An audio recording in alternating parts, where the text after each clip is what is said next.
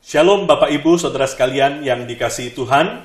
Senang sekali kami kembali menyapa Anda semua dimanapun Anda berada dalam program Sudut Pandang, program Bincang-Bincang Dosen STT Amanat Agung. Hari ini saya, Fandi Tanujaya, bersama dengan Ibu Astri Sinaga dan Pak Hendro, kami kembali di dalam program ini, dan khususnya hari ini kami akan membahas sebuah topik yang selalu menjadi concern dari STT Amanat Agung, yaitu tentang kaum muda. Tema kita hari ini adalah kaum muda di tengah pandemi. Nah, Pak Hendro dan Ibu Astri, kalau kita melihat pelayanan kaum muda, kita melihat bahwa dari zaman ke zaman wajah pelayanan kaum muda atau youth ministry itu selalu berubah ya Bu ya. Dari zaman ke zaman, dan perubahan itu seringkali bisa juga karena perubahan internal yang terjadi di dalam gereja, tetapi seringkali di dalam perkembangan zaman juga terjadi karena faktor-faktor eksternal, karena pergolakan politik, sosial, ekonomi yang kemudian mengubah wajah youth ministry. Gitu. Nah, saya kira di dalam masa-masa pandemi seperti ini juga tengah terjadi perubahan itu ya. Dan kalau kita mungkin mau mundur sejenak, mau flashback sejenak, bagaimana wajah youth ministry itu bisa sampai kepada wajah hari ini? Dan kira-kira apa yang terjadi, perubahan apa yang terjadi ketika kita mengalami pandemi saat ini? Mungkin Ibu Astri boleh menolong kita dalam bincang-bincang ini. Iya, memang youth ministry itu dari zaman ke zaman tuh gak pernah sama, selalu berubah-berubah gitu.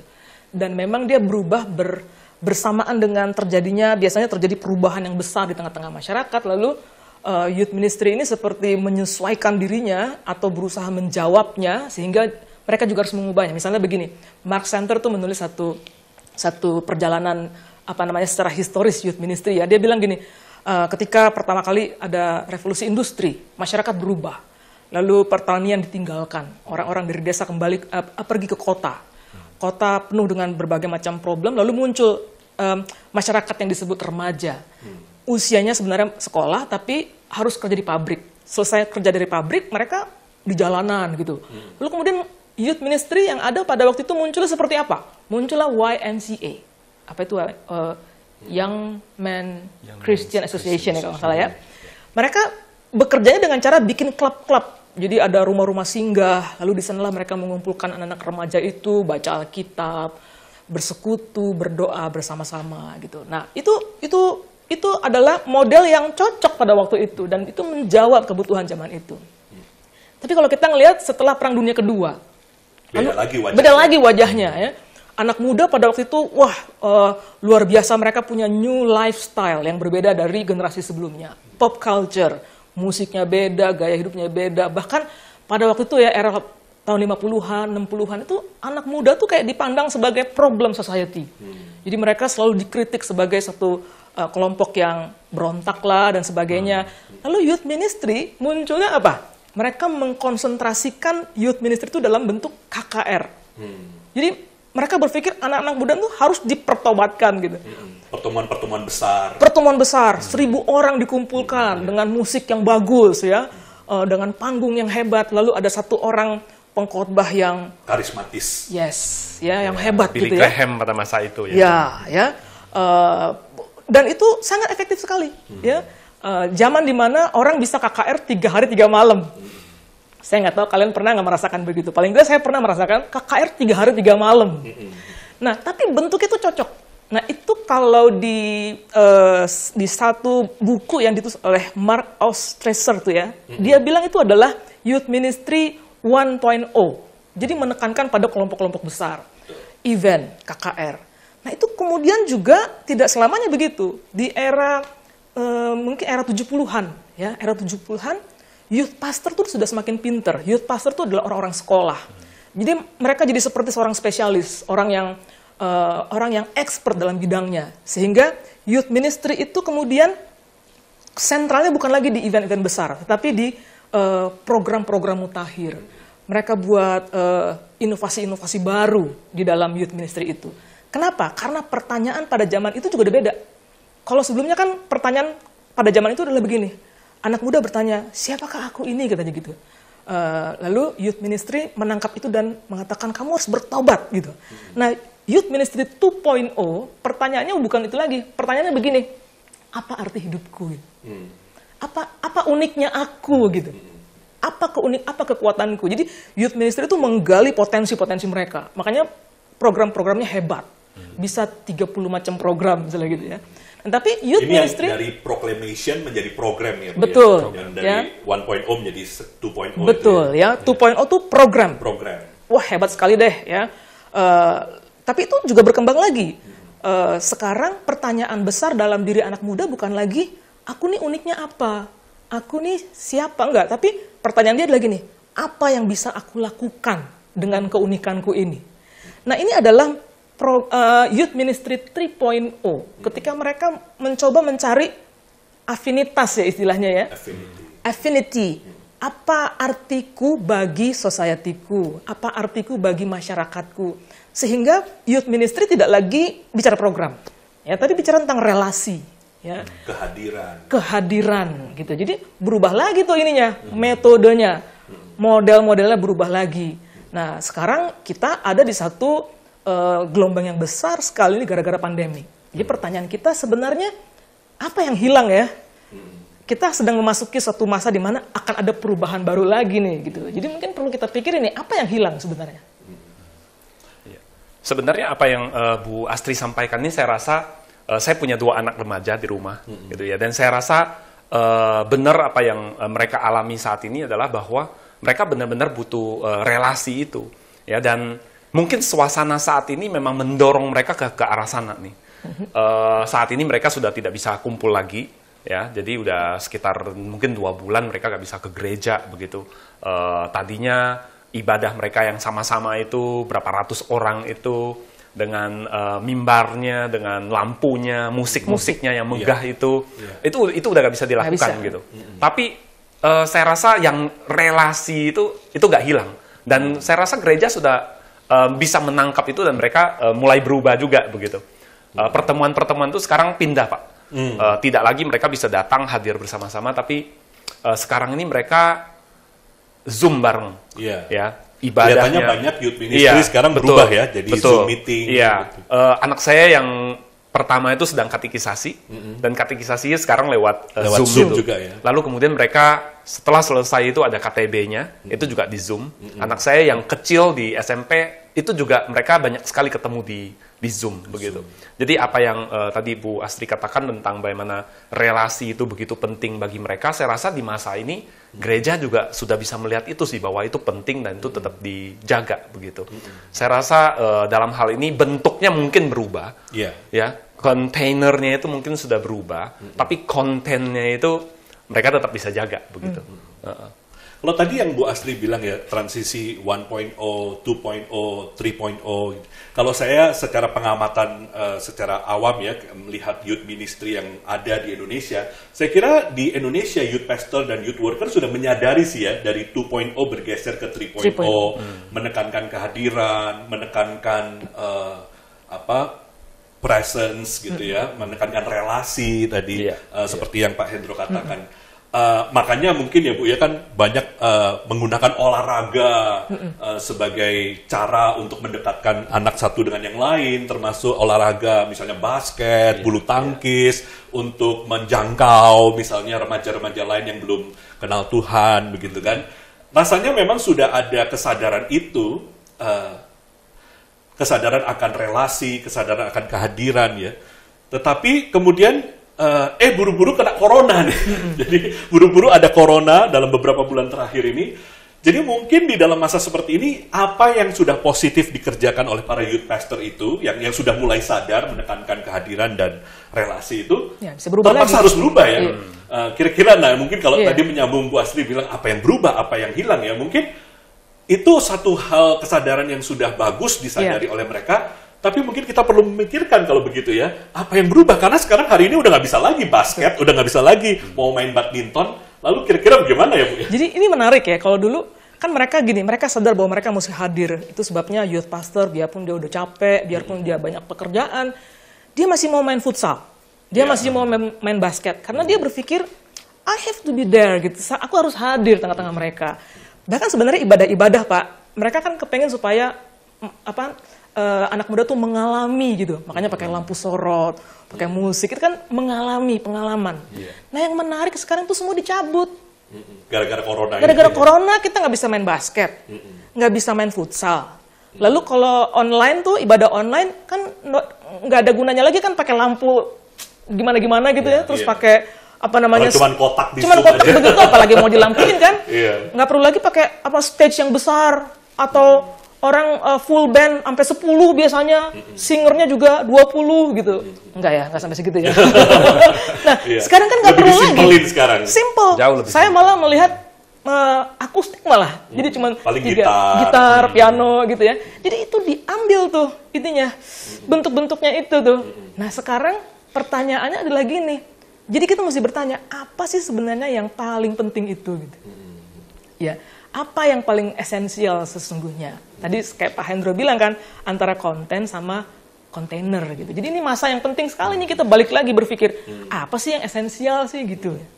Jadi ini bisa jadi masa-masa kesempatan ya, opportunity untuk kita mungkin sudah mulai bergeser dan kita udah mulai menemukan apa yang penting. Lalu apa yang penting itu kita berusaha terjemahkan ya. Jangan-jangan nih mungkin sebagian dari kita juga akhirnya kehadiran dan relasi itu kita wujudkan dalam program. Lalu kita merasa dengan program itu relasi dan kehadiran sudah berjalan, sudah sukses. Nah mungkin justru dengan corona ini membuat kita jadi memikirkan ulang, apakah sebetulnya relasi dan kehadiran yang kita mau tuju itu sudah tercapai atau belum? Betul. Dan ini mungkin kesempatan ya untuk ketika kemasan-kemasan itu mulai dicopot satu persatu, tidak bisa lagi olahraga, tidak bisa lagi ibadah yang besar-besaran, kita cuma Zoom meeting. Mungkin inilah saatnya youth pastor, youth worker berpikir bertanya kembali, relasi macam apa ya yang aku mau bangun dan kehadiran macam apa ya yang aku mau bangun dengan anak-anakku ini ya. Kalau akhirnya kita bentuknya hanya di kotak-kotak begitu tuh, isinya apa harusnya gitu. Di Zoom itu. Di Zoom itu supaya relasi itu memang terbangun. Tapi tidak pakai basket, tidak pakai futsal, tapi 101 langsung kan. Emang Zoom tuh hebat ya. Teknologi itu hebat ya, membuat kita mau tidak mau ngelihat muka langsung kan. Sesuatu yang mungkin sebelumnya kita take it for granted. Kita kalau ngeliat anak remaja sekali 100 gitu, 200 gitu. Tidak personal gitu. Tidak personal ya. Itu seperti melihat crowd begitu. Betul. Bukan pribadi ke pribadi. Betul. Benar. Dan sekarang kita dipaksa ngelihat. Harus ngelihat satu persatu. Betul. Saya ingat tulisan Chap Clark yang dia katakan anak muda hari ini sebenarnya itu karakteristiknya adalah abandonment. Bahwa sebenarnya itu mereka entah berhadapan dengan orang tua, entah dengan pelayan kaum muda, dengan gereja, sebenarnya mereka tuh somehow itu mereka ditinggalkan begitu. Mereka itu sebenarnya agak seperti dibiarkan jalan sendiri. Mereka itu gamang, mereka menavigasi dunia itu tanpa kompas dikatakan. Makanya jadi banyak yang ambigu ya. Gitu. Iya, jadi sangat bingung sekali di masa-masa mereka ada di persimpangan jalan, mencari identitas, dan mereka sebenarnya agak dibiarkan. Nah, mungkin dengan masa seperti ini ketika kita dipaksa untuk berhadapan pribadi lepas pribadi ini, mungkin ini menjadi sebuah kesempatan yang sangat baik untuk kita kayak undo abandonment itu. Kita benar-benar bisa hadir, benar-benar bisa bersama dengan mereka, dan benar-benar memikirkan what's matter in their life begitu. Apa yang esensial. Iya, itu dampaknya besar sekali. Chap Clark katakan waktu dia pertama engage dengan anak-anak yang dia jadikan proyek penelitiannya, dia katakan saat itu dia guru, dia katakan saya datang dan saya ingin tahu sebenarnya apa yang kalian alami, dan saya ingin sajikan apa yang kalian rasakan, apa yang kalian alami ini untuk supaya nanti orang-orang dewasa tahu apa yang kalian alami. Lalu kemudian dia katakan mereka membuka pintu begitu lebar, dia punya akses apa sih sebenarnya yang mereka butuhkan, kehausan mereka itu ternyata begitu dalam, Pak. Mungkin saya jadi rasa memfasilitasi ya, betul. Creating space, Iya, ada space buat mereka bisa sharing, bisa betul. menyatakan sehingga mereka juga tidak merasa abandoned. Iya, dan itu bukan relasi yang di permukaan jadinya, yang begitu dalam, yang benar-benar sampai ke kedalaman jiwa mereka begitu. Iya. Jadi mungkin saya membayangkan ya youth pastor sekarang itu dia harus mulai mereformat cara mereka berhubungan dengan anak muda mereka gitu ya. Jadi mereka sekarang tidak bisa lagi hanya mengandalkan model-model yang lama gitu, tapi mereka harus mulai memikirkan hal yang jauh lebih personal, karena di dalam yang personal itulah sesungguhnya relasi yang hakiki itu bisa dibangun. Saya teringat ada satu buku ya yang ditulis oleh Dean Kenda Creasy. practicing the passion. Gitu ya. Yeah. Dia bilang gini, being there itu bukan hanya sekedar ada bersama-sama. Tapi dia bilang being there itu adalah masalah fidelity. Menariknya dia memakai kata fidelity, padahal fidelity itu kan biasanya dipakai untuk suami istri ya. Yeah. Tapi dia bicara tentang kesetiaan gitu. Jadi fidelity itu adalah bagaimana seorang youth pastor tuh bisa memberikan hidupnya kepada anak-anak yang dia bimbing, anak-anak yang dia bina. Gitu. Saya pikir di masa-masa kayak begini nih ya, di era di mana youth pastor itu susah ketemu dengan anak muda, terbatas. Di sini kita diuji sebenarnya ya, apakah dia masih punya fidelity apa enggak gitu. Kalau Kenda bilang fidelity yang sejati itu sesungguhnya adalah seperti Kristus yang menyerahkan hidupnya gitu untuk orang-orang yang dia kasihi gitu. Jadi saya pikir fidelity yang seperti itu juga harus dimiliki oleh youth pastor. Enggak karena dibatasi, nggak bisa bikin apa-apa jadi malah mundur, enggak. Tetapi dia pikir ulang, dia cari cara, dia mengupayakan supaya dia bisa ada buat anak-anak itu gitu ya. Bagus ya? Menarik ya, justru di dalam krisis, tapi justru krisis ini membuat kita rethink kembali. Betul. Kemudian kita masuk ke dalam sesuatu yang lebih dalam, dan baik memahami diri kita sebagai youth worker atau youth pastor, maupun memahami anak-anak kita, Betul. memahami pelayanan kita. Benar. Jadi ini memang waktu-waktu yang kita bisa rethink kembali. Bener, memang krisis itu membuat orang berpikir kembali kan ya. Sesuatu yang nggak biasa yang terjadi dalam diri kita, itu kayak istilahnya disorienting dilema gitu, itu membuat kita berpikir lagi. Nah saya pikir anak-anak kita, remaja-remaja, pemuda itu juga mesti diajak juga menemukan makna yang baru ini gitu. Apalagi di dalam masa seperti ini. Dalam hal ini mungkin pertemuan-pertemuan yang tadinya offline itu kemudian dibawa online, itu tidak hanya sekedar pindah tempat saya rasa ya. Betul. Tidak cukup tadinya pertemuan-pertemuan itu kemudian hanya sekedar kemudian pindah ke Zoom, tapi ada hal-hal lain yang perlu dipikirkan ulang. Iya. Apa yang bisa dikerjakan di situ. Betul. Iya. Karena kalau memindahkan berarti itu cuma memindahkan program ya. Betul. Iya. Program yang tadinya seperti apa, konvensional, kemudian sekarang dipindahkan menjadi Zoom misalnya. Iya. Jadi kualitas dialognya tuh mesti berbeda ya. Betul. Kualitas conversationnya. Iya, harus menjadi jauh lebih dalam. Saya baca satu artikel yang menyajikan hasil survei untuk anak-anak remaja pemuda begitu. Mereka katakan di masa-masa seperti ini sebenarnya anxiety-nya anak-anak muda itu, angst-nya anak-anak muda itu begitu tinggi. Mereka bahkan ketika mereka bersama-sama dengan orang tua di rumah saja, mereka nggak tahu mau ngapain begitu. Nah mungkin di sini juga sebenarnya hamba Tuhan itu juga bisa membantu orang tua bagaimana kemudian engage anak-anak mereka juga. Jadi tidak hanya sekedar memindah bentuknya begitu ya. Mungkin saya rasa sekarang gereja sebenarnya banyak punya awareness seperti itu, tapi mungkin membawa itu ke lebih deeper itu yang itu mungkin tantangannya. Itu tantangannya. Saya rasa itu tantangannya. Lebih deeper sekaligus melihat pelayanan itu lebih komprehensif ya. Kalau tadi kan mention misalnya ini saat semuanya ada di rumah dan ketemu nih face to face dengan orang tua, padahal sebenarnya biasanya mungkin jarang ketemu dengan orang tua. Bagaimana juga youth pastornya ini juga memfasilitasi ya bagaimana terjadi real conversation. Mungkin juga membangun koneksi juga dengan orang tua ya. Saya percaya sih banyak yang sudah mengerjakan itu, tapi memang corona ini membuat kita sekali lagi rethink terhadap segala sesuatu yang kita lakukan ya. Saya banyak baca berita yang mengatakan di tengah-tengah masa seperti ini, anak-anak muda itu di rumah justru kemudian konflik dengan orang tua. Ini kan sebenarnya kesempatan-kesempatan yang hilang ya untuk bisa connect dengan anak-anak, untuk bisa kemudian bicara sesuatu yang jauh lebih meaningful dengan anak-anak ini. Tadi kita ada sebut kata meaning making ya, membuat makna. Kita ada tadi Ibu Asri juga menyebut kata disorienting dilemma. Memang masa-masa krisis selalu memunculkan disorienting dilemma ya. Anak-anak yang tadinya hidup dengan cara seperti apa, kemudian sekarang berubah cara hidupnya, dan disitulah sebetulnya youth pastor punya kesempatan untuk mendampingi, berjalan bersama-sama, being there tadi, supaya anak-anak itu bisa memunculkan refleksi-refleksi makna yang baru gitu. Saya pikir ini kesempatan yang luar biasa, sehingga nanti ketika mereka sudah ngelewatin ini, masuk ke dalam new normal itu, mereka bisa menjadi seorang anak muda yang punya makna-makna baru dan mungkin hidup secara berbeda. Meaning making itu memang menarik sekali ya. Dan saya mengamati bahwa membuat makna itu sebenarnya proses yang sulit. Membuat makna itu proses yang panjang sesungguhnya. Saya melihat bahwa nampaknya youth pastor saat ini dipaksa nih harusnya untuk melalui proses itu gitu. Jadi meaning making itu harus dibuat harus ada dalam satu relasi. Harus terjadi suatu conversation gitu. Harus ada tanya jawab, harus ada dialog. Ini kan sesuatu yang menjadi tantangan tersendiri. Apalagi kalau zaman dulu ya, mungkin sebelum pandemi ini ya, kita banyak melihat, kita sendiri pun waktu kita jadi youth pastor kan, kita sibuk ya. Kita bahkan seringkali nggak punya kesempatan sama-sama dengan anak-anak kita ya. Kita pikir dengan kita main basket, kita sudah punya kesempatan sama mereka. Padahal nggak juga gitu, kita banyakkan mainnya gitu.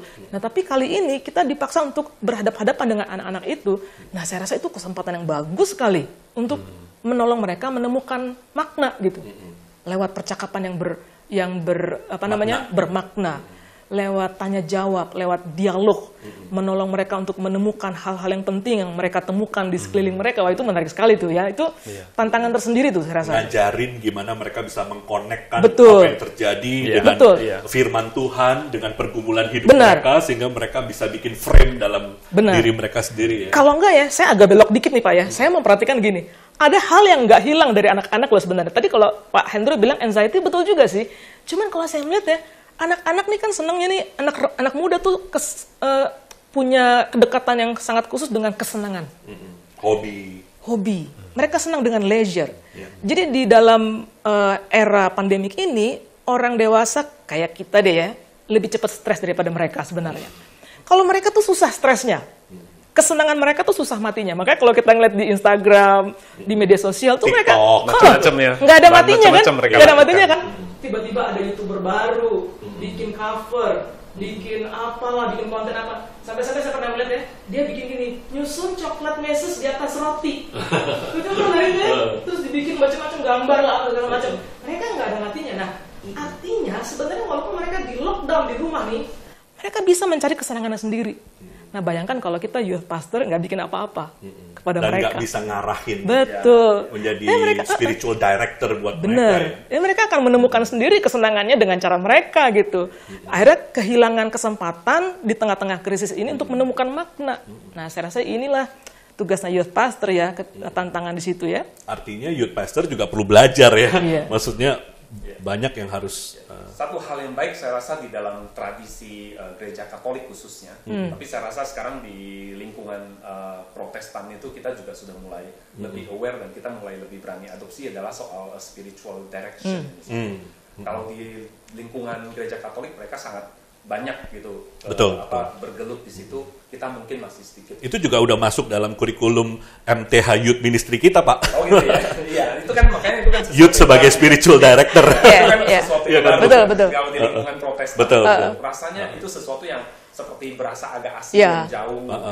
Nah, saya kutip dari seorang teolog Katolik, William Barry, dia seorang Jesuit. Dia katakan spiritual direction itu sebenarnya sangat penting karena itu bisa menolong orang Kristen itu melakukan 4 hal, dia katakan.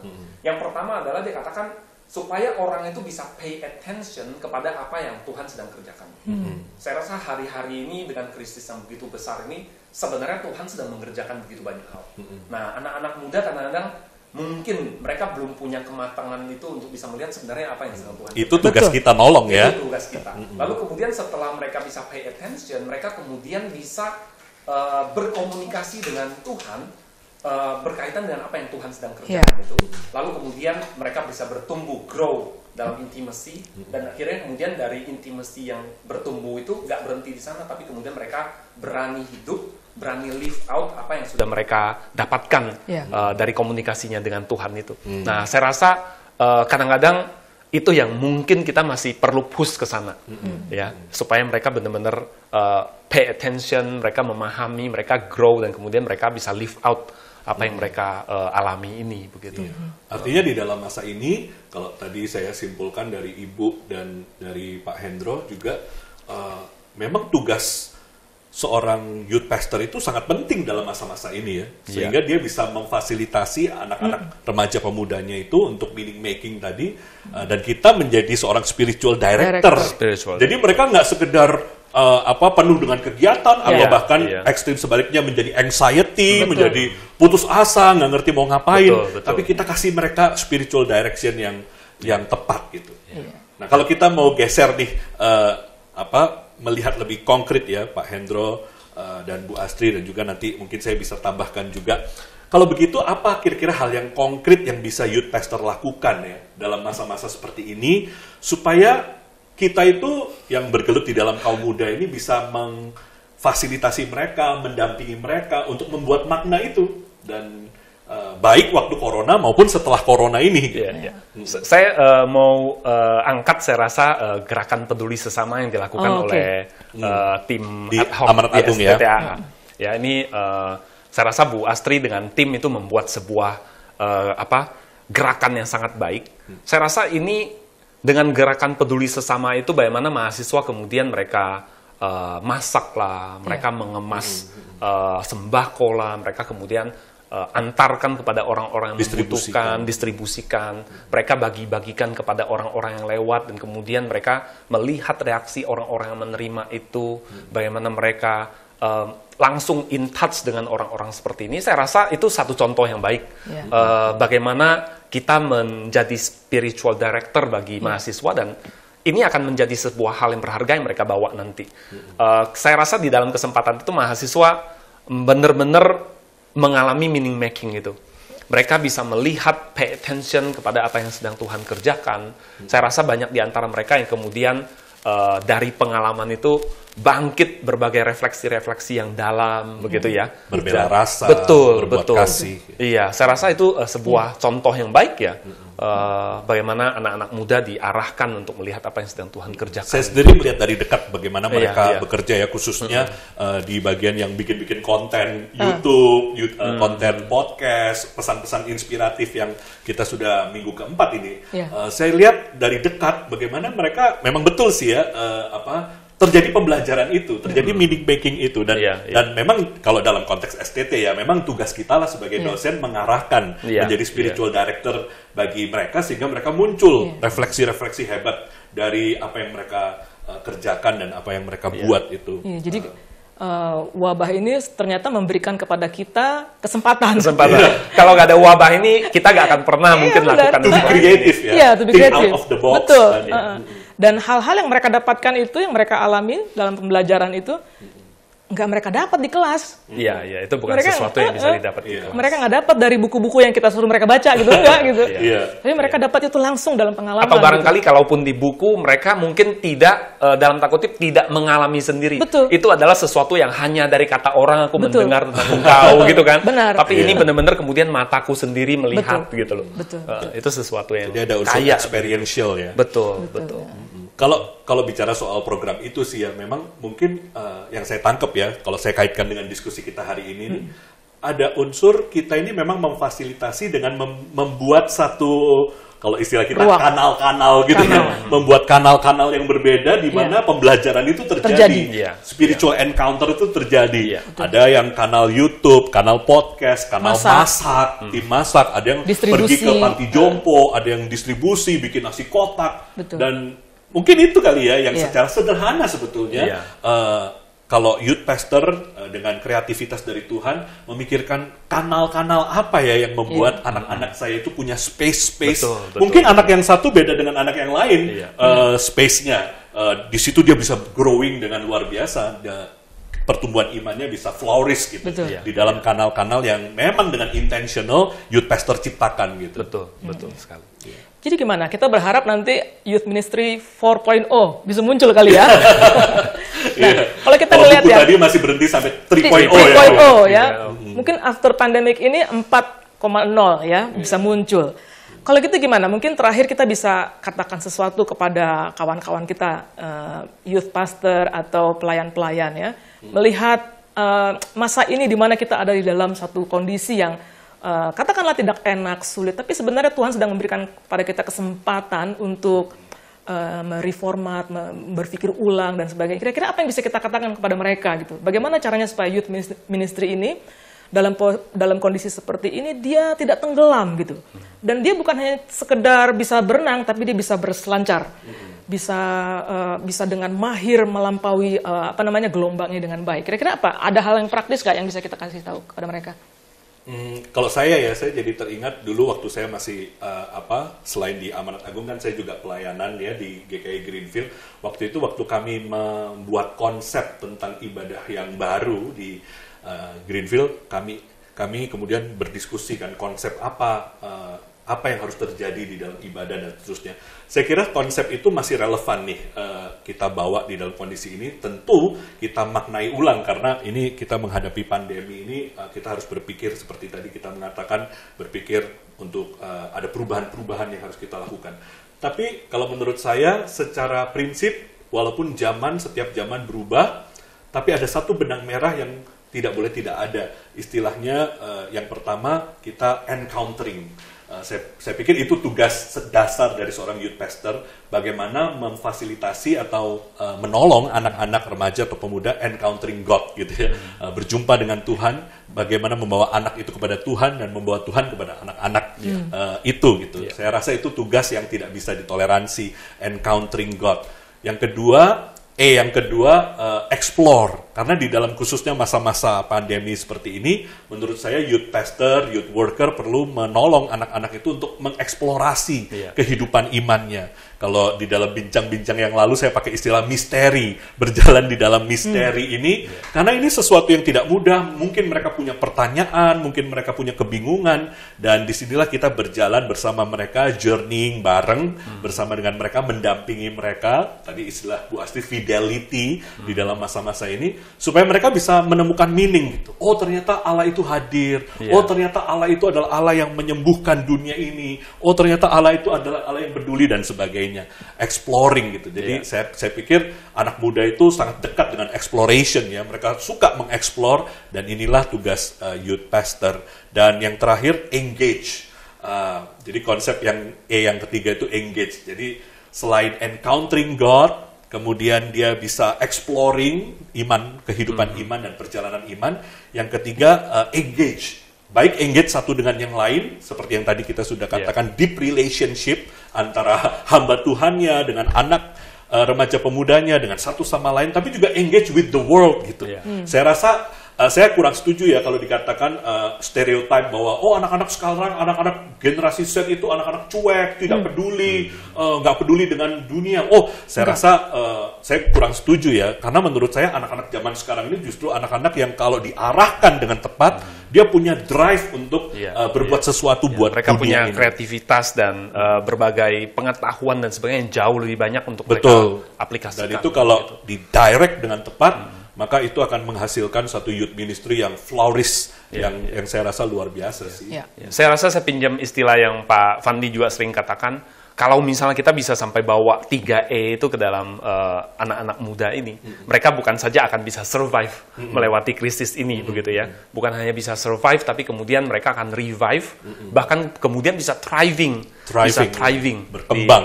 Di tengah-tengah situasi seperti ini. Betul. Dan kita nggak tahu tuh nanti apa yang akan mereka kerjakan lagi di tengah-tengah situasi. Mungkin itulah wajah 4.0 youth nanti. Bisa. Kalau dari Bu Astri? Kalau saya punya 3 hal yang sangat praktis banget, ya, praktis sekali. Setelah saya membaca dan saya mendengar percakapan kita, saya menyimpulkan begini: bagaimana youth ministry bisa bertahan, bahkan bisa berselancar di tengah-tengah gelombang yang besar ini. Pertama, sederhana, harus ada pemimpin atau pelayan atau youth pastor yang memang punya passion, punya visi, gitu. Harus ada. Kalau tidak ada, maka cepat atau lambat dia tenggelam. Bersama-sama dengan anak-anaknya juga tenggelam juga gitu. Itu yang pertama. Yang kedua, sistem harus sederhana. Ya, udah lewat lah masanya punya 25 program. Mungkin bukan itu lagi orientasinya, tapi kita cukup punya 1-2 hal, tetapi itu dilakukan dengan mendalam, deep. Dilakukan dengan sungguh-sungguh, dan anak-anak remaja kita ngerti itu apa. Jadi cukup 1-2 kegiatan yang memang diisi dengan konten yang baik gitu ya, diisi dengan cara-cara yang baik. Itu yang kedua. Yang ketiga, akhirnya memang youth ministry harus menemukan makna baru. Kalau di poin 1.0 misalnya mereka bertanya tentang siapakah aku gitu, identitas. Yang 2.0 bicara tentang apa keunikan aku, potensi aku. 3.0 bicara apa yang bisa kulakukan bagi sesamaku. Nah, 4.0 ini dia mesti menemukan juga hal itu. Jadi mereka harus punya satu pemaknaan baru tentang youth ministry. Baru nanti akan ketemu casing yang baru atau metode yang baru atau wajah yang baru itu gitu. Itu sih. Yang dengan lebih dalam ya, memahami keberadaannya, misinya, apa yang harus dilakukan dan apa yang Tuhan mau di dalam youth ministry. Betul. Cukup kali ya? Udah lama nih kita ngomongnya. Luar biasa ya. Nggak bisa berhenti, nanti kita bisa sampai besok pagi. Harus kita tutup nih. Kita tutup ya. Saudara, demikianlah bincang-bincang kami pada sudut pandang kali ini. Semoga percakapan kami tentang youth ministry dapat memberikan pencerahan kepada Anda. Silakan memberikan tanggapan dan pertanyaan pada kolom komentar. Tuhan memberkati.